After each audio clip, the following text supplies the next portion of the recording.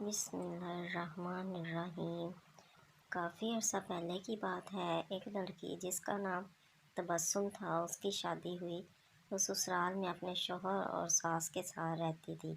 بہت کم وقت میں ہی تبسم کو یہ اندازہ ہو چکا تھا کہ وہ اپنی ساس کے ساتھ نہیں رہ سکتی۔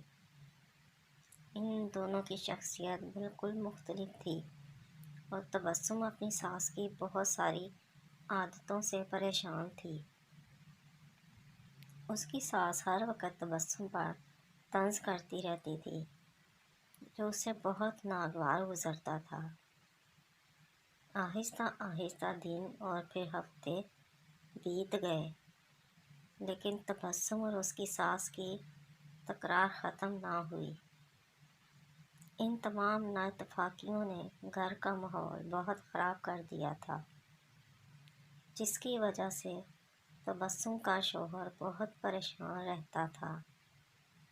آخر کار تبسم نے یہ فیصلہ کیا کہ وہ اپنی ساس کا برا رویہ اور برداشت نہیں کرے گی اور وہ اب ضرور کچھ نہ کچھ کرے گی۔ تبسم اپنے پاپا کے ایک بہت اچھے دوست احمد انکل کے پاس گئی، جو جڑی بوٹیاں بیچتے تھے۔ تبسم نے انہیں ساری کہانی بتائی اور ان سے کہا کہ وہ اس کو تھوڑا سا زہر دے دیں تاکہ ہمیشہ کے لیے یہ مسئلہ ختم ہو جائے۔ احمد انکل نے تھوڑی دیر کے لیے کچھ سوچا اور پھر کہا کہ تبسم، میں اس مسئلے کو حل کرنے میں تمہاری مدد کروں گا، لیکن تمہیں ویسا ہی کرنا ہوگا جیسا میں تمہیں کہوں گا۔ تبسم راضی ہو گئی۔ احمد انکل ایک کمرے میں گئے اور تھوڑی دیر بعد اپنے ہاتھ میں کچھ جڑی بوٹیاں لے کر لوٹے۔ انہوں نے تبسم کو کہا کہ تم اپنی ساس کو مارنے کے لیے فوری زہر استعمال نہیں کر سکتی، کیونکہ اس طرح سب تم پر شک کریں گے۔ اس لیے میں تمہیں یہ جڑی بوٹیاں دے رہا ہوں، یہ آہستہ آہستہ ان کے جسم میں زہر پھیلائیں گی۔ ہر روز تم کچھ اچھا پکانا اور پھر انہیں کھلا دینا۔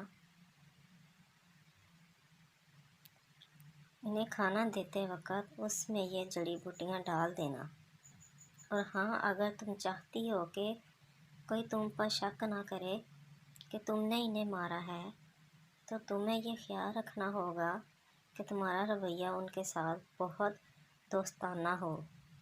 ان سے لڑائی مت کرنا، ہر بات ماننا اور ان کے ساتھ ایک ملکہ کی طرح برتاؤ کرنا۔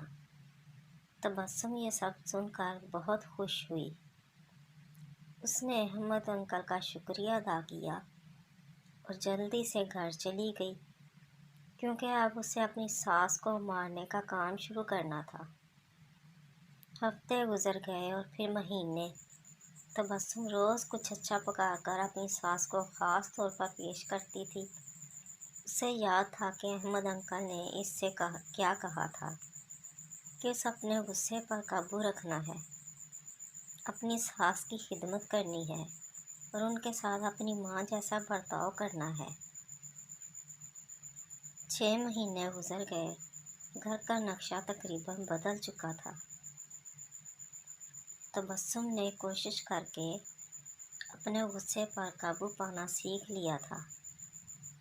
اب اکثر وہ اپنی ساس کی باتوں پر ناراض اور غصہ نہ ہوتی۔ 6 ماہ میں ایک بار بھی اس کا اپنی ساس سے جھگڑا نہیں ہوا تھا، اور اب اسے وہ بہت اچھی لگنے لگی تھی